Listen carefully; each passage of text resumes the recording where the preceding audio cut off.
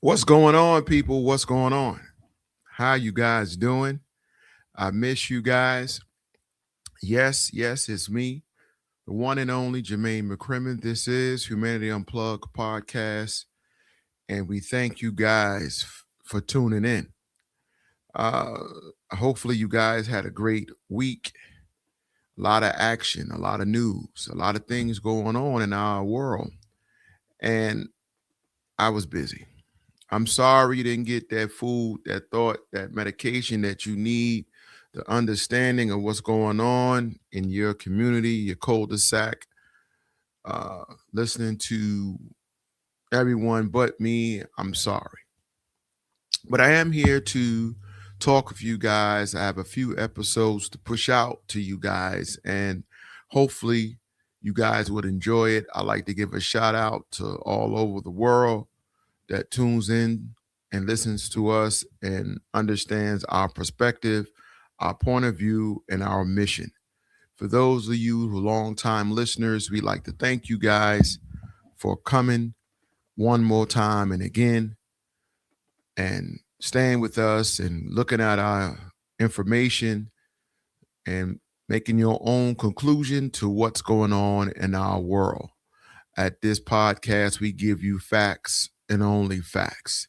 Now, some of the things I may say is opinionated and is my opinion on some facts or on the facts, but there are still just my theory of thought on what I believe is going on after it's all said and done.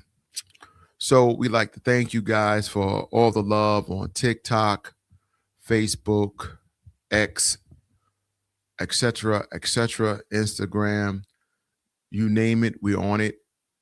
Spotify, Apple, Amazon, whatever platform you're on that you listen to us, we like to thank you guys from all over the world. We truly thank you and appreciate your consistency and your love.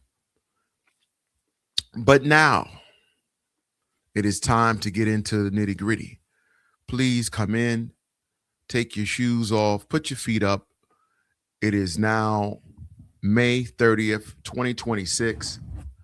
A few days ago, it was my anniversary of my mom when she passed. And it's been a minute, it's been 3 years. And it's never easy for anyone to go through losing a loved one. And a loved one on a high level as your mother, um, it's never, that pain never really goes away. You learn to live with the pain and you learn to live with what life brings you and gives you. Um, Majority of my family is gone, my immediate family. I have a brother left. And I truly understand my mission and understand why things happen in our life. And I think as we go into this next subject, I believe everyone have trials and tribulations to go through. We never know the path. We don't know the understanding. We don't know what might turn or what turn you might take on the highway of life. All we know is we try to keep air in our tires, keep fuel in our tanks, and proceed on with good faith that things will work out for those who love the Lord. However, the devil is very busy and he wants to break you. He wants to destroy, conquer, and destroy and take you off your game so you cannot reach the luxuries or the pleasures or your goals and accomplishments in life. And sometimes we can get the devil give out presents too, and we need to understand how that works. For all of my brothers, my African American brothers and sisters, I want to just say this to you, and this is directed to you because we face a different challenge every day. And the challenge we face, we wear the challenge. And that's the issue with us. Just be just because the color of our skin is the biggest challenge on this earth that we face every day. Just being birth, the color that you are is intimidating, it is challenging, it is fear amongst other people. And I want you to understand that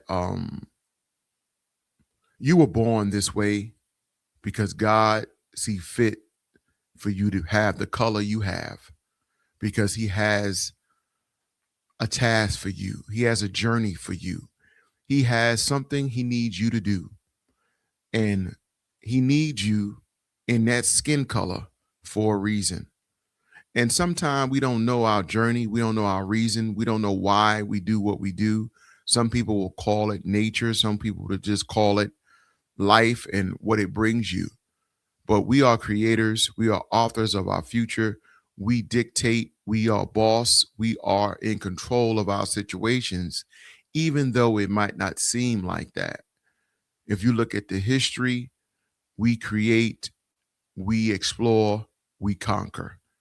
Anything that's given to us, we master it.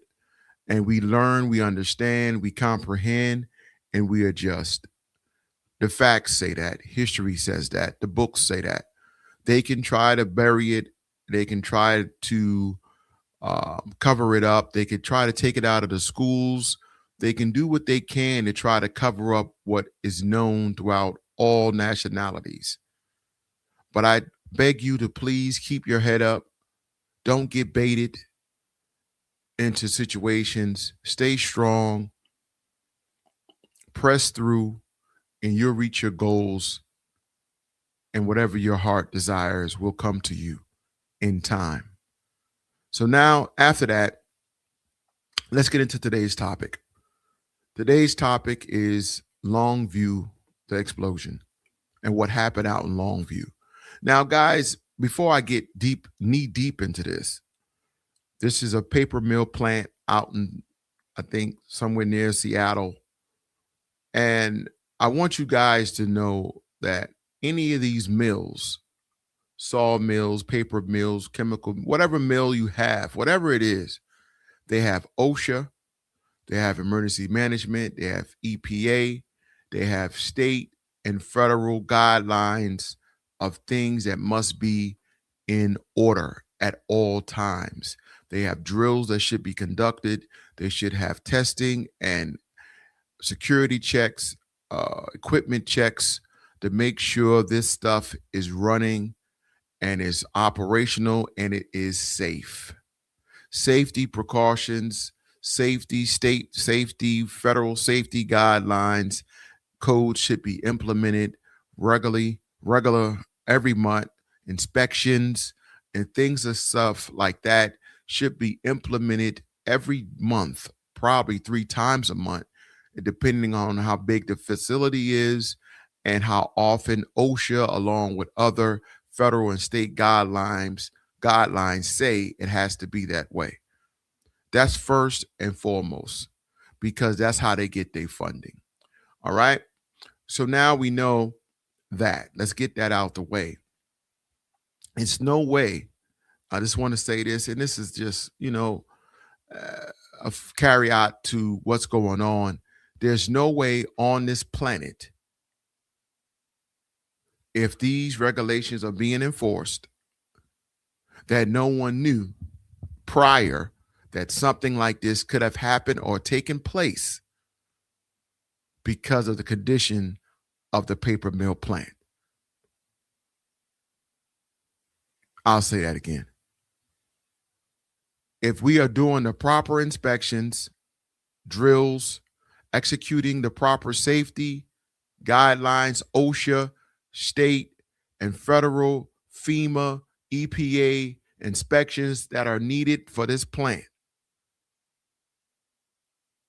this may have been avoided. It is safe to say that from number one. Now, I'm talking about this now because I wanted to wait until dust settled. That's one. Two, I couldn't get in the lab. Man, I was busy. I really miss getting in this lab and talking to you guys and telling you guys how I feel about situations, because we got a lot of things to go. We're going to do about 3 episodes a day straight. So I'm going to be putting it up because of the fact it's so much to talk about and so much to go over. But I just wanted to get this out first. This is the first one. And I want you guys to understand that point or that part of this podcast. There's no way no one knew that this could not have happened.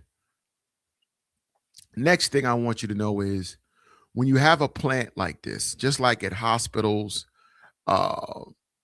metal institutions, any type of plant, nuclear plant, any type of structure of this magnitude, you have drills conducted. I will say this again. There are mandatory drills that should be conducted when you have an institution of this size to practice for emergency management for things like this, such as spills and things of happening where something may break. Who are your immediate response teams? What kind of equipment we would wear inside of this environment? The casualties that could happen from this devastation. What will happen?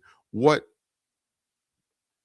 first responders will go through? Where will we set up camp for first responders?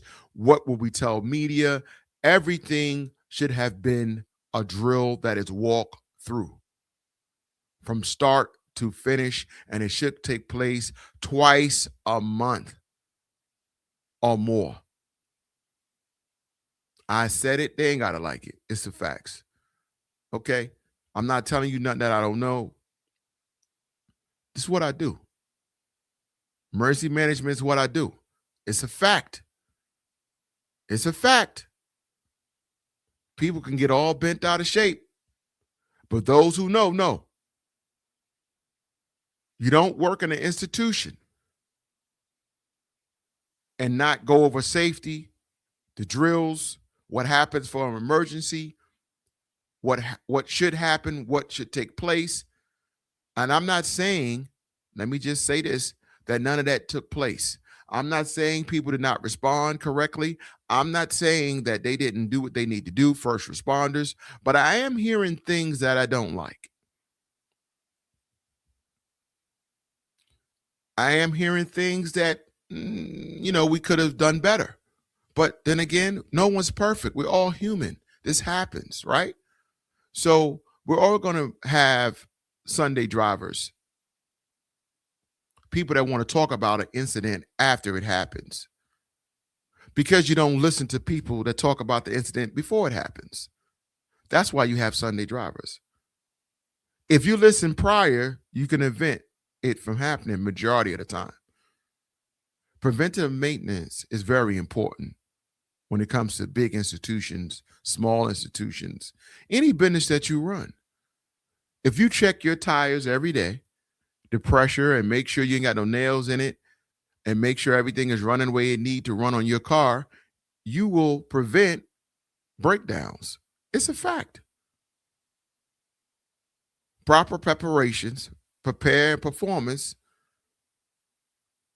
prevents unexpected breakdowns. It's what we know. Explosions, things from happening, just what it is, right? So now we go into what take place. It happens on the 26th, allegedly. They get a call, 911. Things happen. Responders come out. And that's where we're at, right? Let's get into it. Let's listen up. Let's see what's really taking place and let you guys hear out the horse's mouth what's going on, right? And I believe that, this is something that it happened and nothing we could do about it. It just happened. Here we go. Yeah, we need rescue units, fire department, everyone. Yep, we've got lots of people headed that way. And Fox 12 obtained recordings of 911 calls made after the deadly implosion, and they help give more insight into what happened inside the paper mill. We now know that at least 8 workers have died and 3 others are unaccounted for, although presumed dead.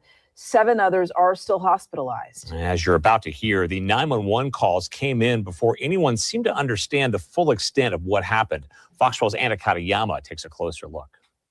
As the recovery effort resumes today, officials have released audio of the 911 calls that came in from the Nippon facility. They were made moments after the vat containing a highly destructive chemical ruptured, spewing more than 500,000 gallons into the facility. Take a listen. 3 people with chemical burns from white liquor, and there's 1 person missing. One person missing? Yes. What had happened there? What went on? I was told a tank imploded. You can tell from the audio that the caller didn't have all the facts at the time. We later learned that 10 people were hospitalized with burns and other injuries. 2 workers died at the hospital, and the remains of 9 others still had not been found at the time. As the investigation continues, officials say they have detected a chemical spill in the Columbia River, and today they are keeping a close eye on it.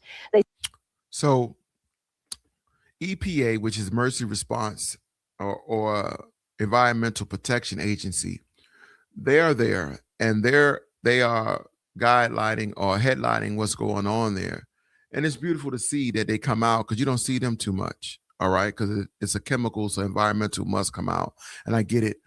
And they're doing what they need to do, and it's great that they're doing that. But these big domes that hold these chemical liquids, they get inspected, and they should get inspected. And this could have been something that just was missed, and it happens. But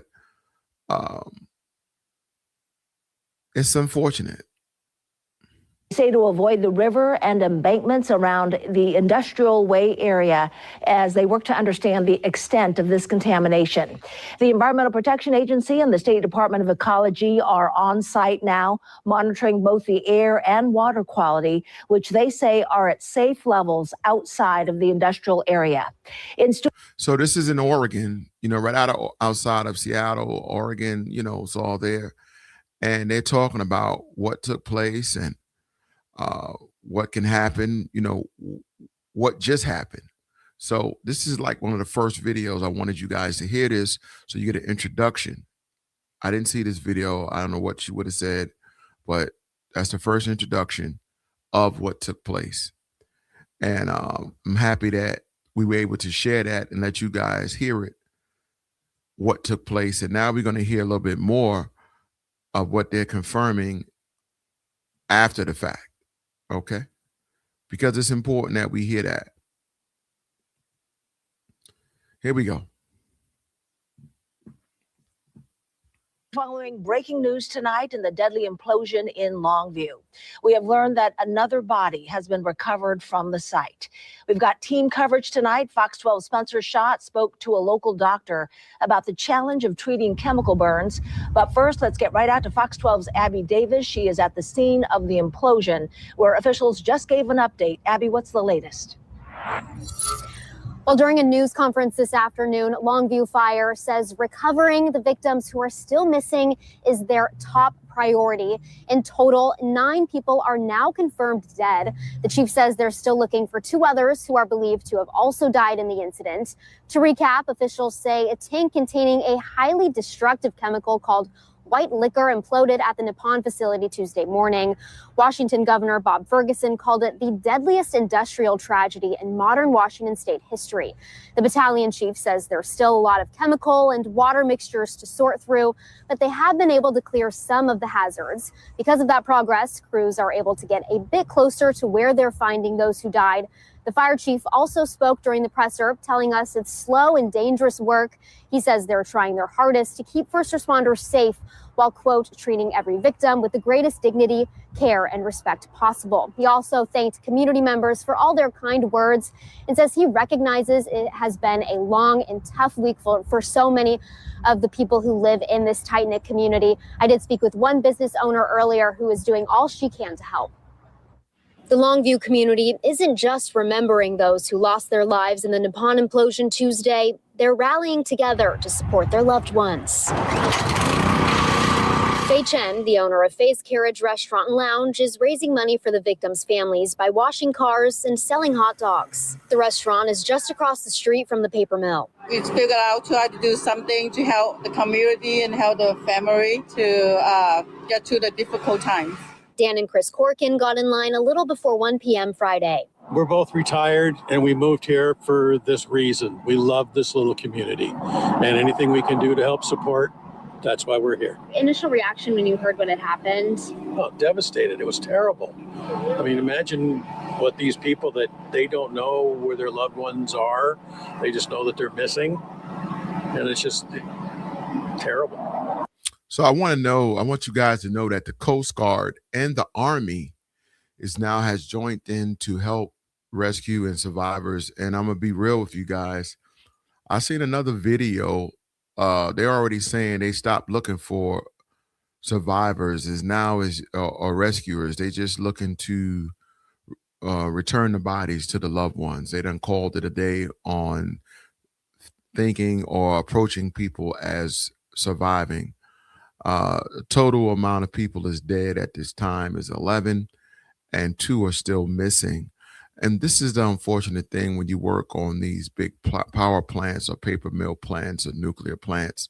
Things can happen, and it's unfortunate with the families and the tight-knit community that you live in, because anything can happen and you don't know. You don't know your loved one, and they're trying to bring some type of peace and closure to the families in the community, in the tight-knit community like Longview. So my prayers go out to them and the families of trying to have some type of closure. They're raising money, doing car washes, and that plant probably help people in the community, families all over. And it's a tight-knit community, and it's a beautiful thing to see people come together.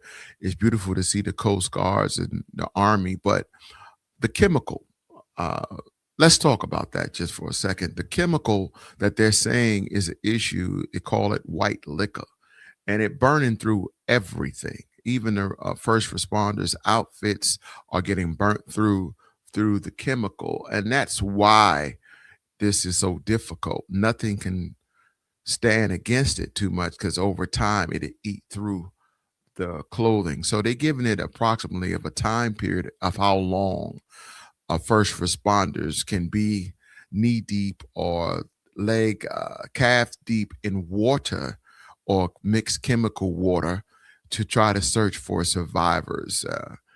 They said 500,000 gallons were spilled, and this is imploding onto all chemicals and surrounding all areas, along with vehicle and infrastructure around the place. So this is a very, very difficult rescue, along with recovery. You got to know and understand that this water mixed chemical has went into the rivers. It has went into areas behind people's homes. They said that the stench smells like spoiled eggs or rotten eggs, and this will carry on for days. It has environmental specialists has said that this may intrude into the fish and wildlife communities. So we know this is not a good thing, and it might take years to recover from this. And that alone, they got to put together another infrastructure for rescue once everything settled down. Broke my heart. Seriously, the first time I heard it, I started crying, but I was at school. I was at the college, and then he told me, and I went, I was devastated. So yeah, it's scary. Heavy emotions. They're thankful the community is processing with one another. It's just like nice to see everybody getting together and doing their part to help support everybody. In addition to the people who died, 7 employees and a firefighter were injured and taken to a nearby hospital, or nearby hospitals rather, for treatment. We know the firefighter has been released, but no word on the conditions of the others. It's estimated that more than 500,000 gallons of chemical slurry spilled from the tank. His name, chemical slurry, what they call it. Chemical slurry. Crazy. And federal environmental agencies are continuing to monitor the air and water quality. They're warning people in Longview to stay clear of ditches and dikes as they move contaminated water away from the waterways and the city's aquifers. Investigators. So they're trying to tell people to stay away from the edges of ditches and places like that because this will go on for a little while. There's 500,000 gallons of slurry or mixed chemical hellfire is upon you. I wouldn't think you'd go to a ditch or go fishing or even going swimming in a lake or a river or anything when you hear that just happen. That's just common sense. But it's just something to see and witness that it has taken place. People are trying to recover from it, but the judge and the verdict is still out. We don't know what cause of yet. Of course, we won't know. We know some type of cave in on the closure must have happened. The tanker must have had a hole, or the weight. That's a lot of weight. 500,000 gallons in one of those tankers, tubs, or bins that you see.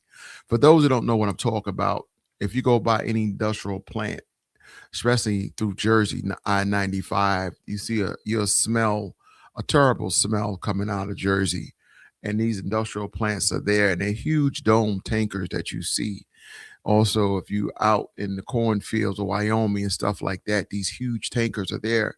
Just imagine a tanker twice that size holding a liquid, an acid that's 500 gallons. It only takes time before it eats through and penetrates through the screws and everything that's holding it together to have it cave in.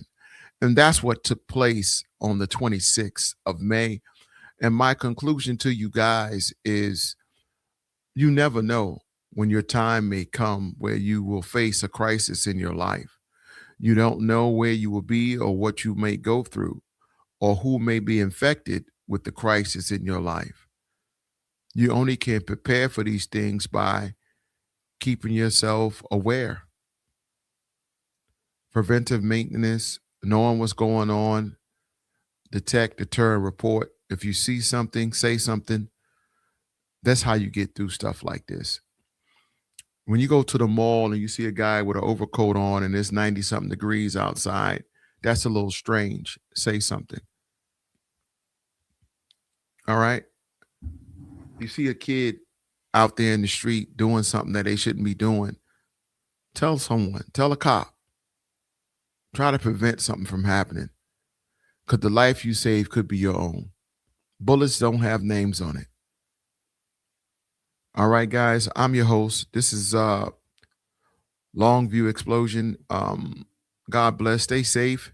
And I will have a follow-up to this because we got to find out what took place exactly, what caused it, and what is the result at the end. God bless. Peace.